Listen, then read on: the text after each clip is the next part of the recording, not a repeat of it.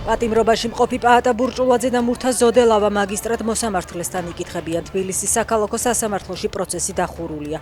ბურჭულაძეს და ზოდელავას სუსის მიერ ნაპოვნ ტყეში ჩამარხული იარაღების საქმეზე კითხავენ. ოცნების პროპაგანდისტული მედიის ინფორმაციის საფუძველზე გამოკითხვაზე დაიბარეს გიორგი ბაჩიაშვილის ადვოკატიც. ამ ინფორმაციით დავით ჯანდიერი იყო შუამავალი ბაჩიაშვილსა და პენიტენციურის ყოფილ მაღალჩინოსას გიორგი ქემოკლიძეს შორის. სუსის მტკიცებით მათ საკანში ბაჩიაშვილის ცემის იმიტაცია დაგეგმეს. 10,000 ლარიანი საპატიმრო გირაოს გადახდის შემდეგ ია დარახველიძემ იზოლატორი დატოვა. ველოდებოდი რომ დიდი ხანი წავიდოდი ციხეში, თქვა დარახველიძემ საპატიმროს დატოვების შემდეგ. დონეცკის ოლქში ქალაქ კონსტანტინოვკაში რუსებმა ეკლესია დაბომბეს. დაღუპულია 2 და დაშავებულია 4 ადამიანი. დაზიანდა ეკლესია და იქვე მდებარე სხვა შენობებიც.